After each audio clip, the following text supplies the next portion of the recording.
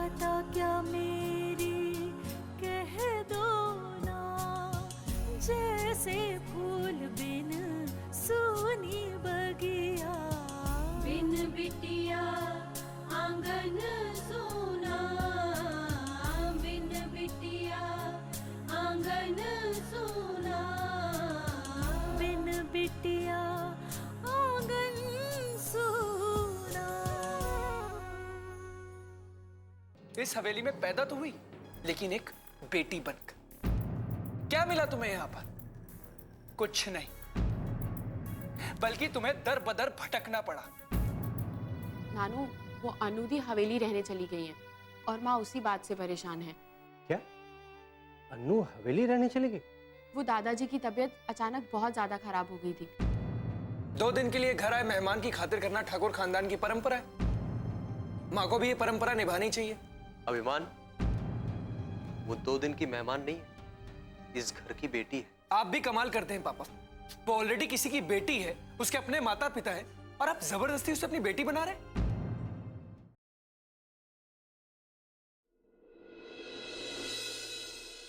हमने उससे कहा भी कि फूलवती सब संभाल लेगी, पर वो मेरी बात ही नहीं सुनती, खुद ही लगी हुई सब बनाने। अरे तो इसमें गलत क्या है? अच्छा तो कर रही है। लीजिए चाय लीजिए। खिलाओ खिलाओ ठकुराइन, खूब खातिर कर।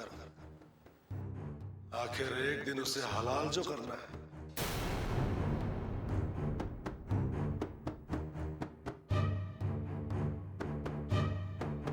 ठाकुर साहब, हाँ? क्या सोच रहे हैं आप? नहीं कुछ नहीं है। वो क्या सोच रहा था, हाँ, नारायण कहाँ है? हमें उससे कुछ जरूरी बात करनी है। यही है नारायण, मैं अभी बुला देती हूँ। नारायण, नारायण बेटा। जी माँ। और नारायण बेटा, तुम्हारे बाबूजी तुमसे कुछ बात करना चाहते हैं। जी बाबूजी। नारायण, हम ये कह रहे थे बेटा कि दादाजी, दादी, मैं थाने जा रही हूँ। अरे बेटा, अभी कल तो तुम आई हो इस हवेली में और आज काम पे जा रही हो। दादाजी, काम करना भी तो बहुत जरूरी है ना, और वैसे भी इतने दिन हॉस्पिटल में रही तो थाने जा ही नहीं पाई। अरे तो कोई बात नहीं बेटा, 2-3 दिन और सही। हम अभी नारायण से यही कहने जा रहे थे कि घर में लक्ष्मी लौट आई है, पूजा वूजा रखवाओ। बेटा अच्छा लग रहा है तुम इस घर में आई हो, तो छुट्टी ले लो कुछ दिन की, घर पे बिताओ हमारे साथ। हम भी तुम्हारे साथ कुछ वक्त बिताना चाहते हैं बेटा। दादाजी, मैं समझती हूँ, लेकिन मेरा जाना बहुत जरूरी है, और वैसे भी अपनी ड्यूटी को ऐसे नजरअंदाज तो नहीं कर सकती ना। अभी तुम पूरी तरह ठीक नहीं हुई हो बेटा, और काम पे जा रही हो। दादी, आपकी पोती पुलिस ऑफिसर है, ऐसी छोटी मोटी चोटों से घबराकर घर पर नहीं बैठती। अच्छा दादाजी, मैं चलती हूँ, शाम को मिलते हैं, बाय। खुश रहो खुश रहो। हाँ नारायण। जी बाबूजी। बेटा पंडित जी से बात कर लो, पता करो वो कब का मुहूर्त निकालते हैं पूजा के लिए। हाँ, कोई अच्छा सा दिन देखकर पूजा करवा देते हैं। जी बाबूजी।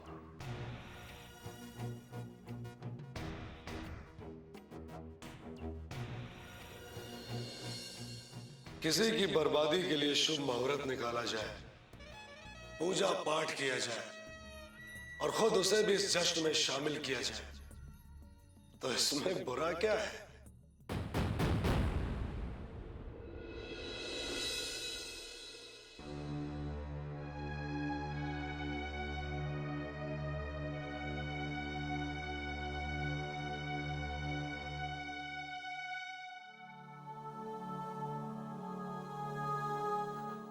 सुशीला,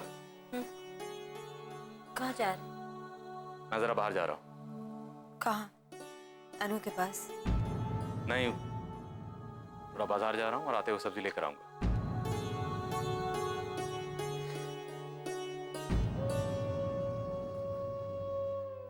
अच्छा सुनो, अगर तुम्हारा मूड है तो साथ में चलो, आते हुए हवेली में अनु को भी मिलाएंगे। मुझे कहीं नहीं जाना और किसी से नहीं मिलना। ठीक है, आता हूं।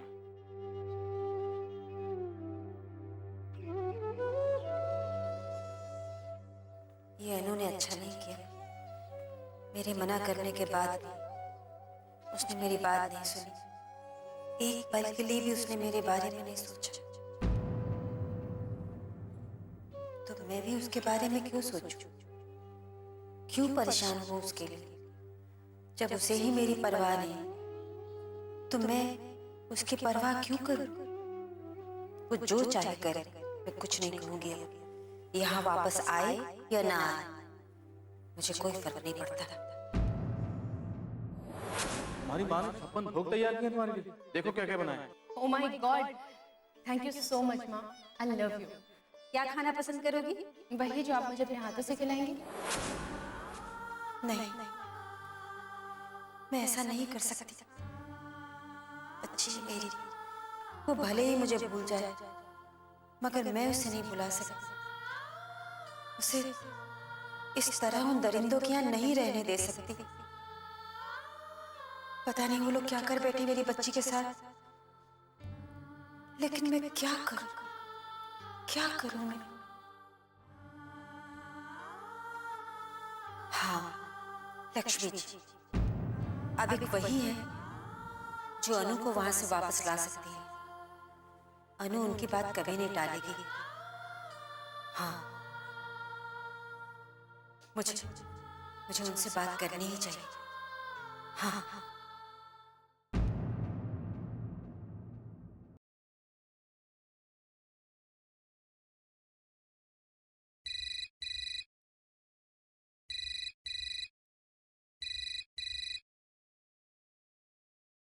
हेलो। बिन बिटिया आंगन सोना।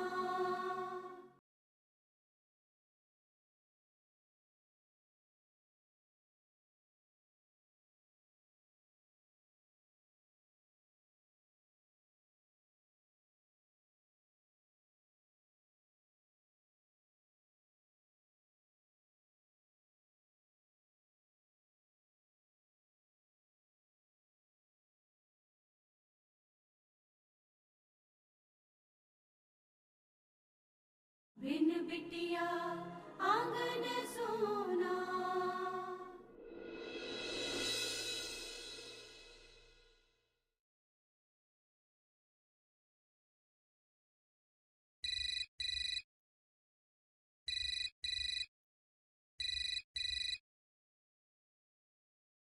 हेलो। सवाल ये है कि तुम किस अधिकार से, किस मुंह से लक्ष्मी जी को फोन करो और ये कहोगी कि तुम्हारी बेटी को वापस लाने में तुम्हारी मदद कर।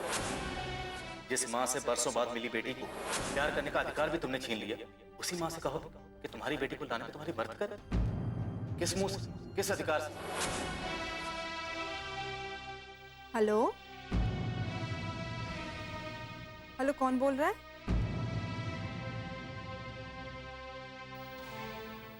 हेलो।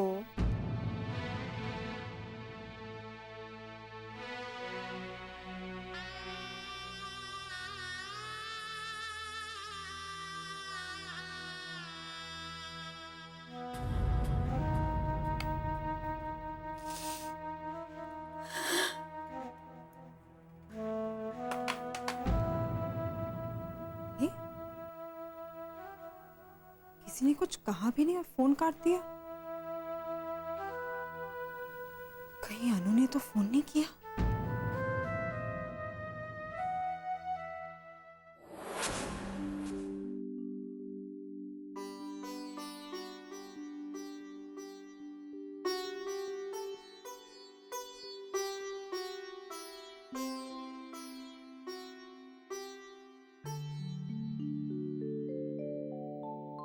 पापा? पापा?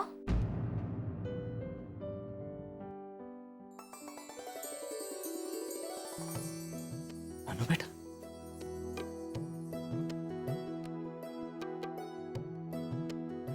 कैसी हो बेटा? ठीक हूँ पापा। आप दोनों की बहुत याद आ रही थी पापा, मैं इसलिए चली आई। हमें भी तुम्हारी बहुत याद आ रही थी, बहुत मिस किया तुम, खासकर तुम्हारी माँ ने। पापा मैंने भी आप दोनों को बहुत मिस किया। बेटा कल रात तुम्हारी माँ ने रो रो के बुरा हाल कर लिया, खाना तक नहीं खाया उसने। मैंने माँ को बहुत दुखी किया है ना पापा। अनु, मैं अपने आप को इस बात के लिए कभी माफ नहीं कर पाऊंगी। पर मैं क्या करती पापा, मेरा जाना बहुत जरूरी था। समझता हूँ बेटा, कि तुमसे कोई शिकायत नहीं। मेरा आशीर्वाद तुम्हारे साथ है। जिस काम के लिए वहां गई हो, उस काम को जल्दी से जल्दी पूरा करो और ये सब बातें जहन से निकाल दो। थैंक यू पापा। पापा माँ कहाँ है? अंदर है बेटा। मैं मिल के आती हूँ। ठीक है बेटा। माँ, माँ, माँ, माँ, माँ दरवाजा खोलिए।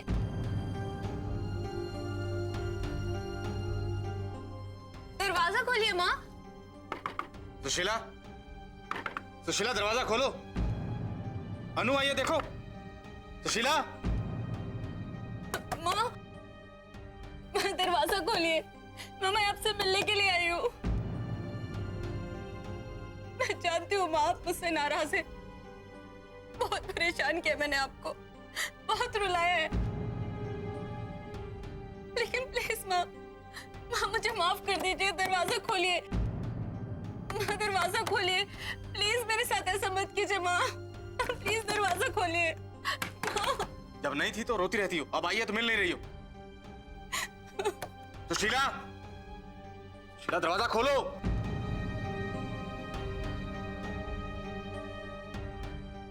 सुशीला, अनु, सुशीला,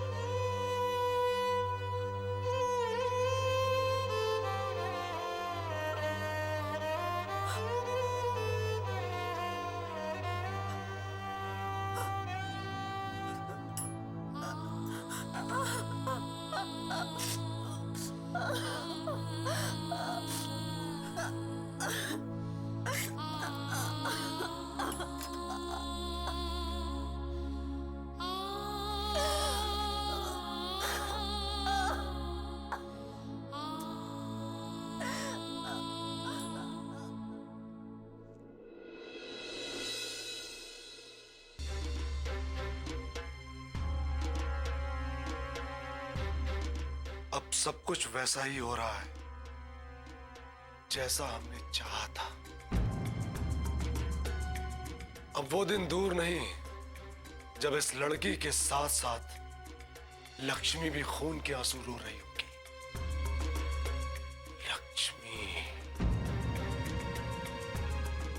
दादाजी,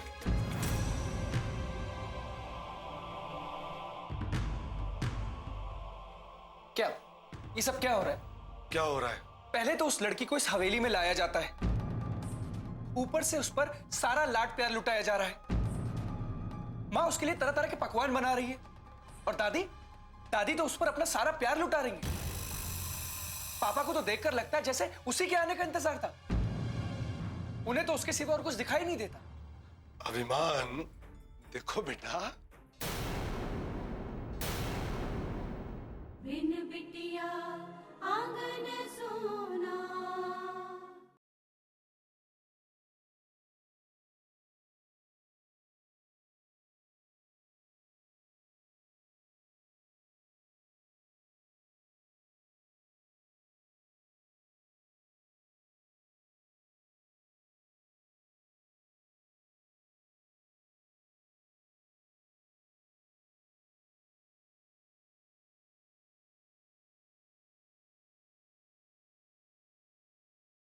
बिन बिटिया आंगन सोना। माँ उसके लिए तरह तरह के पकवान बना रही है और दादी दादी तो उस पर अपना सारा प्यार लुटा रही है। पापा को तो देखकर लगता है जैसे उसी के आने का इंतजार था। उन्हें तो उसके सिवा और कुछ दिखाई नहीं देता। अभिमान, देखो बेटा,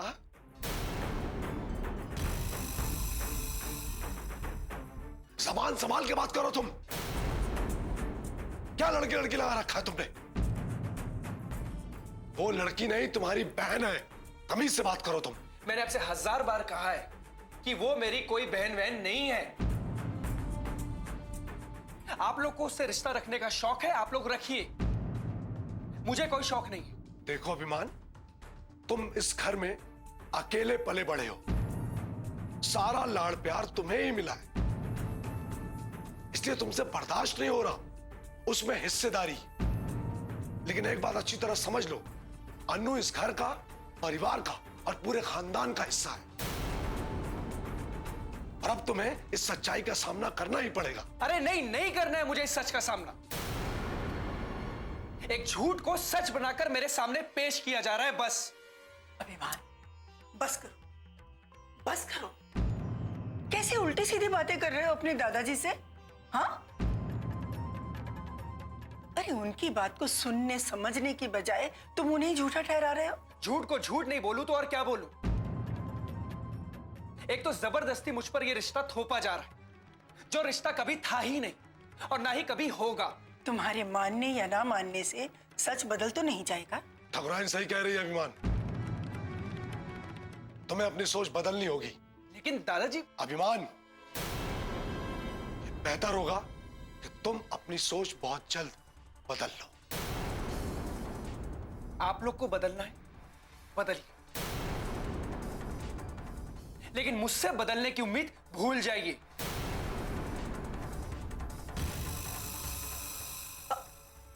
अभिमान, अभिमान,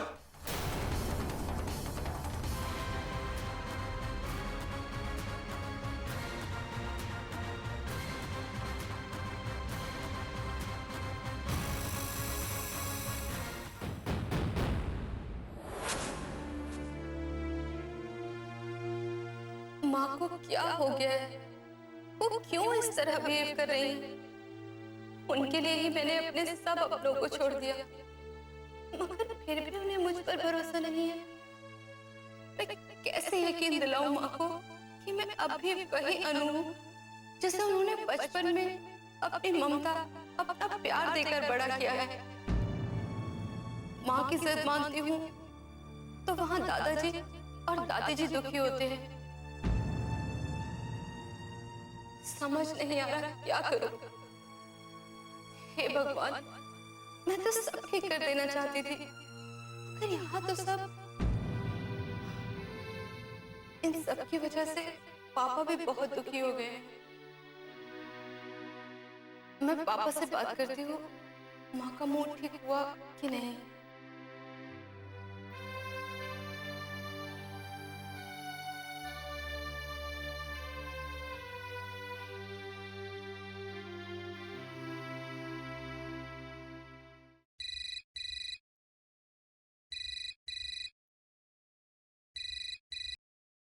हेलो पापा। हाँ बेटा। पापा, माँ क्या कर रही है? बेटा तुम्हारी माँ अभी भी कमरे में बंद है, दरवाजा नहीं खोल रही। बहुत रिक्वेस्ट की लेकिन नहीं खोल रही है, बार बार एक ही बात बोल रही है, मुझे अकेला छोड़ दो, मुझे मेरे हाल पर छोड़ दो। पापा, माँ ऐसा क्यों कर रही है? क्यों नहीं समझती कि मैं उन्हें छोड़कर कहीं नहीं जा रही हूँ? बेटा क्या करूं, ये बात मैं तुम्हारी माँ को 1000 बार समझा चुका हूं, लेकिन वो समझने को तैयार ही नहीं। खैर, तुम अपना ख्याल रखो और अपना काम ठीक से करो, तुम्हारी माँ को मैं संभालूंगा, ठीक है? ठीक है पापा। अपना ख्याल रखो।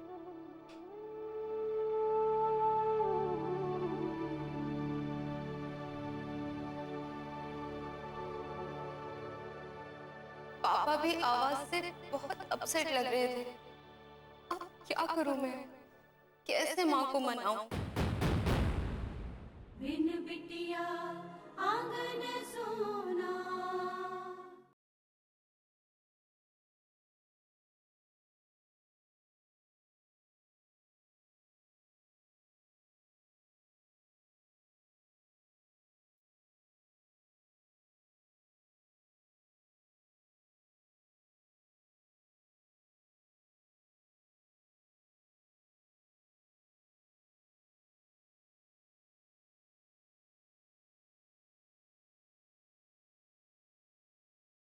बिन बिटिया आंगन सोना।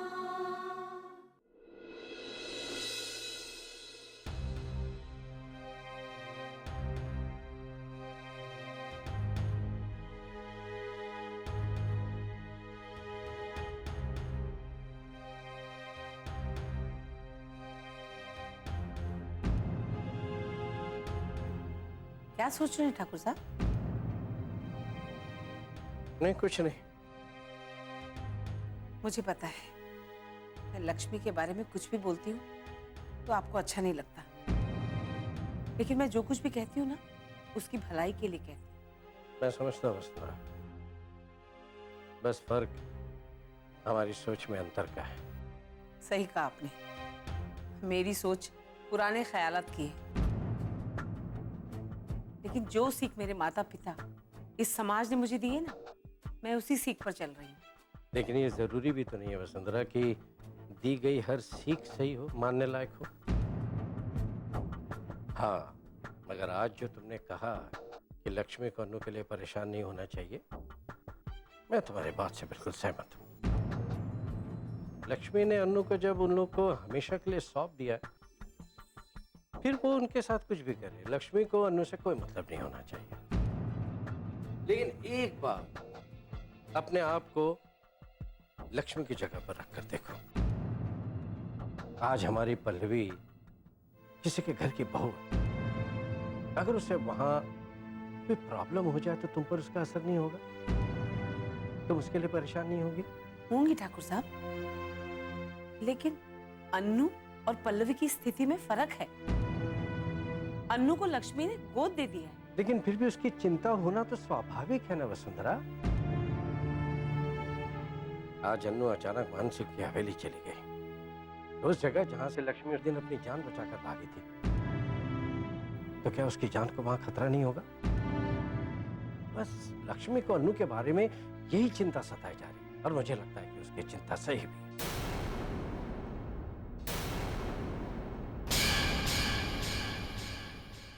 क्यों कर रही हो ये सब? दरवाजा बंद करके बैठी हुई अंदर से।